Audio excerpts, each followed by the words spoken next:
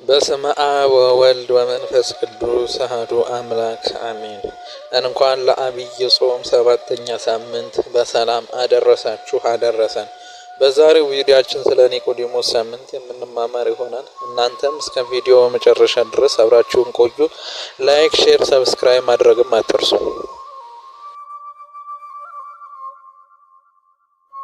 የዐቢይ ጾም ሰባተኛ ሳምንት ኒቆዲሞስ ይባላል። ይኸውንም የስሙን ትርጓሜ ያገኘው የዜማው ልክ ከቅዱስ ያሬድ ጾመ ድጓ ነው።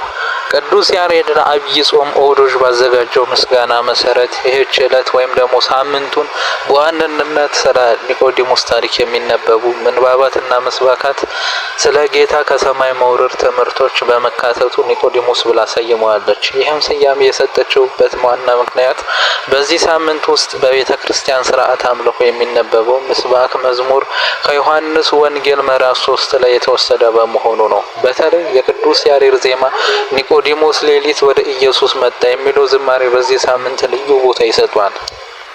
ኒቆዲሞስ በታሪክና በትውፊት ኒቆዲሞስ የሚለው ስም ከግሪክ የመጣ ሲሆን የስሙ ትርጓሜውም የሕዝብ ድል ወይም ደግሞ ድል አድራጊ ማለት ነው። እርሱ በኢየሩሳሌም የሚኖር ፈሪሳዊ የአይሁድ መምህር ዲዳስቃሎስ ወይም ደግሞ እንዲሁም የሳንሄድሪ የከፍተኛ የአይሁድ ፍርድ ቤት አባል ነበር። ወንጌላዊ ቅዱስ ዮሐንስ ስለ ኒቆዲሞስ በሶስት ደረጃዎች ይናገራል። ይህም የእምነት ማደግን ደረጃ ያሳያል። አንደኛ ላይም የፍርሃት ደረጃ በዮሐንስ ወንጌል ምዕራፍ 3 ከቁጥር 1 እስከ 21 ሌሊት ወደ ጌታ መምጣቱን ይናገራል። በሁለተኛነት ደግሞ የምስክርነት ደረጃ ዮሐንስ ወንጌል ምዕራፍ 7 ከቁጥር 50 እስከ 52 በሳንሄድሪን ፊት ለጌታ መመስከር። በሶስተኛነት ደግሞ የድፍረት ደረጃ ነው። ይህም ደግሞ በዮሐንስ ወንጌል በምዕራፍ 19 ከቁጥር 38 ከአርማቴው ዮሴፍ ጋር ጌታን ማቅበሩ ነው። የቤተ ክርስቲያን አባቶቻችን እንደሚያስተምሩ ኒቆዲሞስ በሌሊት መምጣቱ የሰው ልጅ በኃጢአት ጨለማ ውስጥ ሳለ ወደ ክርስቶስ ብርሃን መምጣት ያመለክታል። የቅዱስ ዮሐንስ አፈወርቅ ትርጓሜ እንደሚለን ኒቆዲሞስ ገና ደካማ እምነት ስለነበረው ሰዎች እንዳያዩት ፈርቶ በሌሊት መጣ። ነገር ግን ይህ ፍርሃት በመጨረሻ ወደ ድፍረት ተለወጠ። ሌሊት ወደ ጌታ መምጣት የዮሐንስ ወንጌል ምዕራፍ 3 ከቁጥር 1 እስከ 2 እንዲህም ተብሎ ተጽፏል። በፈሪሳውያን ዘንድ ኒቆዲሞስ የሚባል አንድ ሰው ነበር፣ የአይሁድ መሪ ነበር። እርሱ ሌሊት ወደ ኢየሱስ መጥቶ ረቢ ሆይ አንተ ከእግዚአብሔር የመጣህ መምህር ሆይ እንደሆንክ እናውቃለን። አንተ ብትሰራው እግዚአብሔር ካልተረዳው በቀር ማንም አንተ የምትሰራውን ምልክት ሊሰራ አይችልምና አለው። የቅዱስ ኤፍሬም ሶርያዊ ትርጓሜ እንደሚለን ኒቆዲሞስ በምልክቶቹ ተማርኮ ወደ ክርስቶስ መጣ። ነገር ግን ገና ከስጋዊ አስተሳሰብ አልወጣም ነበር። ስለዚህ ጌታ ወዲያውኑ ወደ መንፈሳዊ ልደት ምስጢር ያሻግረዋል። ከውሃና ከመንፈስ መወለድ ዮሐንስ ምዕራፍ 3 ከቁጥር 3 ጌታችን ለኒቆዲሞስ እንዲህ አለው፣ እውነት እውነት እላችኋለሁ ሰው ከውሃና ከመንፈስ ካልተወለደ በቀር ወደ እግዚአብሔር መንግሥት ሊገባ አይችልም። ይህ ቃል የክርስትና አንደኛው መሰረታዊ ትምህርት ነው። ቅዱስ ኪርሎስ አሌክሳንድራዊው እንዳስተማረው ከውሃ ማለት የጥምቀት ምስጢር ሲሆን ይህም የኃጢአት ይቅርታን ያስገኛል። ከመንፈስ ማለት ደግሞ የመንፈስ ቅዱስ ጸጋ ሲሆን ይህም ማህተምና መጠንከሪያ ነው። ኒቆዲሞስ ግራ ገብቶት እንደ ስጋዊ አስተሳሰቡ ሰው ሲያረጅ እንዴት ሊወለድ ይችላል አለ። ይህ ጥያቄ መንፈሳዊ ልደት ምስጢር ለስጋዊ አእምሮ እንዴት እንደሚያሸንፍ ያሳያል። ጌታም እንዲህ ብሎ መለሰለት፣ ነፋስ ወደሚወደው ይነፍሳል፣ ድምፁንም ትሰማለህ፣ ነገር ግን ከወዴት እንደሚመጣ ወዴትም እንደሚሄድ አታውቀውም። የተወለደው ሁሉ እንዲህ ነው።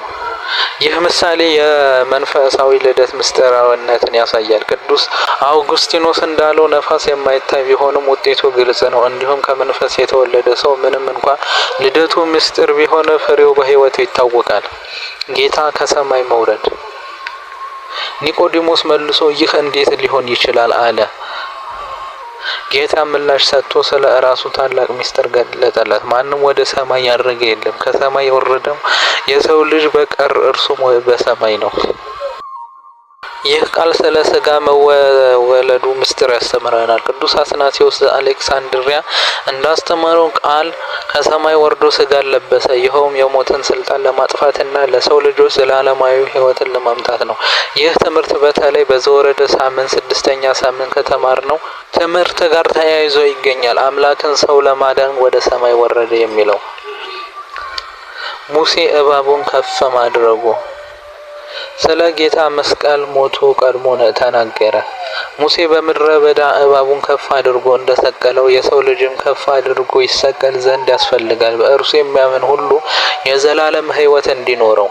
የዮሐንስ ወንጌል ምዕራፍ 3 ከቁጥር 14።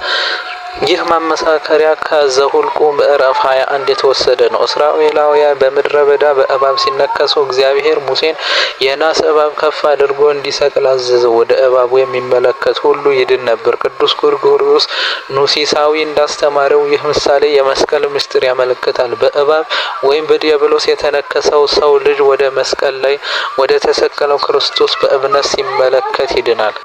ታላቅ ቃል የዮሐንስ ወንጌል ምዕራፍ 3 ከቁጥር 16። ኒቆዲሞስ ባገኘው ትምህርት ውስጥ በዓለም ላይ ከሚታወቁ ታላላቅ ቃላት አንዱ የሆነው ይህ ቃል ይገኛል። እግዚአብሔር ዓለምን እንዲሁ ወደዳት፣ በእርሱ የማያምን ሁሉ የዘላለም ሕይወት እንዲኖረው እንጂ እንዳያጠፋ ብቸኛ ልጁን ሰጠ። ቅዱስ ዮሐንስ አፈወርቅ በዚህ ቁጥር ላይ ባደረገው ትርጓሜ እንደሚለን እግዚአብሔር ልጁን ለዓለም መስጠቱ የፍርድን አምላክ ሳይሆን የፍቅርን አምላክ ያሳያል። እግዚአብሔር ዓለምን ለመፍረድ ሳይሆን ለማዳን ልጁን ላከ።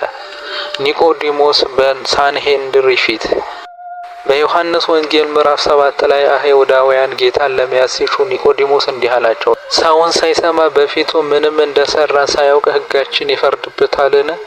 እነርሱም አንተ ከገሊላ ነህን? ነቢይ ከገሊላ እንደማይነሳ ፈልገህ ተመልከት ብለው ነቀፉት።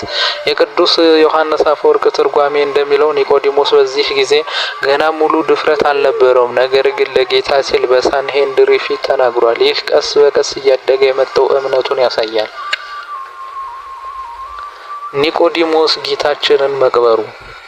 የኒቆዲሞስ እምነት የጫፍ ደረጃ የሚታየው በጌታ መስቀል ላይ ካረፈ በኋላ ነው። ከዚህ በኋላ አርማትያዊ ዮሴፍ ከኒቆዲሞስ ጋር ቀርቦ ነበር። ኒቆዲሞስን በመጀመሪያ ሌሊት ወደ ኢየሱስ የመጣው እርሱ ነበር። በክብር ዘይትና በአሎሜ እስከ 100 ሊትር ድረስ ያዘጋጀውን አምጥቶ መጣ። የዮሐንስ ወንጌል ምዕራፍ 19 ከቁጥር 38።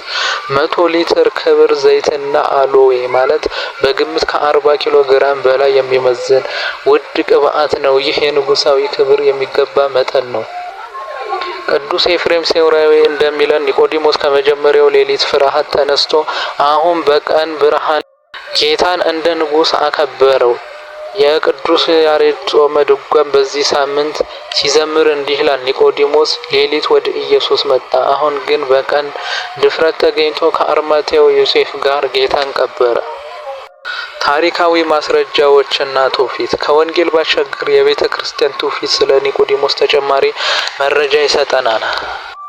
የሮማውያን ሰማዕት ማርቲን ኦሮሎጂ እንደሚለው ኒቆዲሞስ ከአርማትያው ዮሴፍ ጋር ለጌታ ክብር በመስጠታቸው በአይሁድ ተይዘው ታሰሩ። ከጥቂት ጊዜ በኋላም ተፈተዋል። በአንዳንድ ትውፊቶች መሰረት ኒቆዲሞስ በኋላ ላይ በቅዱስ ጴጥሮስና በቅዱስ ዮሐንስ ተጠምቆ የክርስትና ሰባኪም ሆነ። የሐዋርያት ሥራ መጽሐፍ ምዕራፍ 6 ስለ ኒቆዲሞስ ባይናገርም የቤተ ክርስቲያን አባቶች እንደ ቅዱስ ኤጲፋንዮስ ዘሳላሚስ እንደሚጠቅሱን ኒቆዲሞስ ከሐዋርያት ጋር በመተባበር አገልግሏል። ለዘመናችን ያለው መልእክት። ኒቆዲሞስ ሳምንት ለእኛ ክርስቲያኖች የማይረሳ ትምህርትን ይሰጣል። ከፍርሃት ወደ ድፍረት። ኒቆዲሞስ በመጀመሪያ ሌሊት ወደ ጌታ መጣ በፍርሃት፣ በመጨረሻ ቀን በቀን ጌታችንንም በድፍረት ቀበረ። ይህ እምነት ማደግ እንደሚችል ያሳየናል። የጥምቀት ሚስጥር። ከውሃና ከመንፈስ መወለድ የክርስትና መሰረት ነው። ያለ ጥምቀት ወደ እግዚአብሔር መንግስት መግባት አይቻልም። የጌታ ከሰማይ መውረድ። ክርስቶስ ከሰማይ ወርዶ ሥጋን ለበሰ፣ ስለ እኛ ተሰቀለ። የእግዚአብሔር ፍቅር። የእግዚአብሔርን ፍቅር በአጭር መልኩ ያጠቃልላል። በዚህ ሳምንት ይህን ታላቅ ፍቅር እናንሰላስላለን። በእምነት ማደግ። ኒቆዲሞስ ቀስ በቀስ እምነቱ እያደገ እኛም በእምነታችን ማደግ እንዳለብን ያስተምረናል። ለጌታ የሚገባ ክብር። ኒቆዲሞስ ጌታን ለመቅበር እስከ 100 ሊትር ክብር ዘይት አምጥቶ እንዳከበረው እኛም ለጌታ የሚገባውን ክብር በሕይወታችን ልንሰጠው ይገባል። እግዚአብሔር እንደ ኒቆዲሞስ ከጨለማ ወደ ብርሃን እንድንመጣ፣ ከፍርሃት ወደ ድፍረት እንድንሸጋገር፣ ከስጋዊ ልደት ወደ መንፈሳዊ ልደት እንድንበቃ ያግዘን። ስብሐት ለእግዚአብሔር።